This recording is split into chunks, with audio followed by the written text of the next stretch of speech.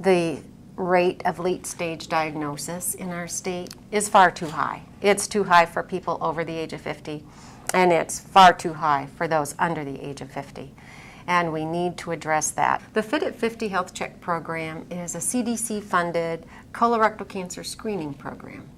Now, we pay for the screening for uninsured patients in Arizona. We use a FIT test, which is a fecal occult blood test, and it's a very technical test now. It's not like the old guaiac test. It's greatly improved. That's the first level of screening, and then the second level is a colonoscopy. Okay. If the fecal occult test is positive, then we move on to the colonoscopy.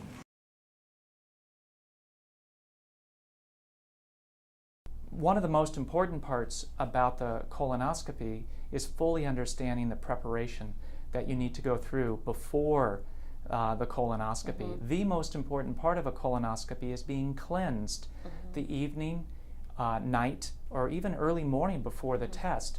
And the preparation selection will be between you and your physician, but specifically the whole day before you're on clear liquids, and then the night before you'll do a preparation to be cleansed. And then after being prepared for the procedure and meeting with the physician, you'll then be taken back to a procedure room. And then in that procedure room is where the colonoscopy would be performed.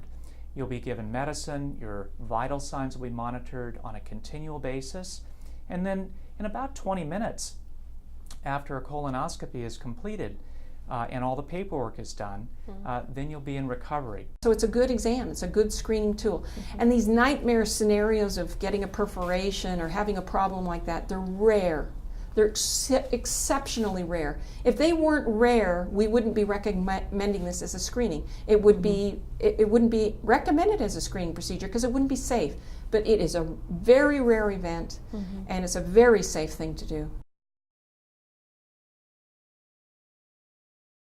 I was kind of noticing some more abdominal pain. Okay, well, it's irritable bowel, you know, we're good. So I let that go for a few months. And finally, it was getting a little bit worse, so I actually called my doctor, made an appointment, didn't try to get in right away because I didn't think anything, you know, I'm sure I just need to go back on my medication because that had gone off when I became pregnant. The pain just got more and more intense. So I called my husband in Washington. He said, go to the hospital. So I'm bouting with, do I go? Do I not go? Because I don't know how long I'm going to be there. I'm still thinking in my mind, irritable bowel. I can't imagine anything else that it would be.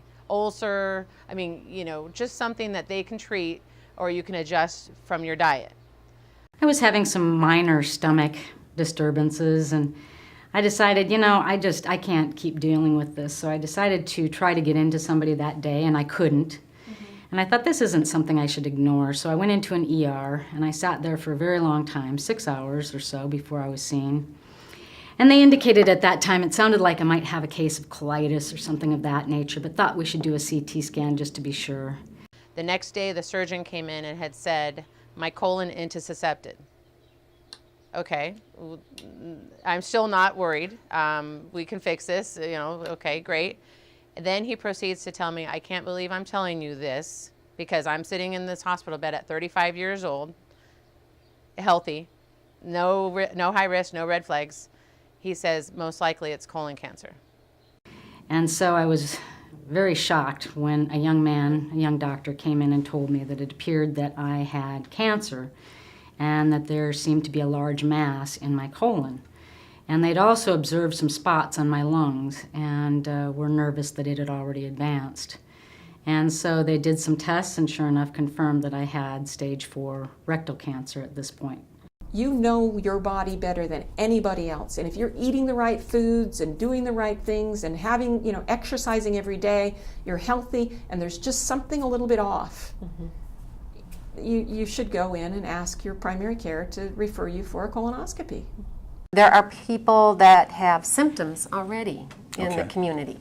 Symptoms they've been living with, symptoms they've been ignoring or trying to ignore, such as blood in the stool, irregular bowel movements, that sort of thing, pain in the abdomen, bloating. So I think that it's important that we not let embarrassment or concern of embarrassment result in unnecessary pain, suffering, and even death. If someone has symptoms, get screened. If you don't have insurance, that's not an excuse. Go to fit@50healthcheck.org and look up the program. It provides the phone numbers for where to call to set up an appointment.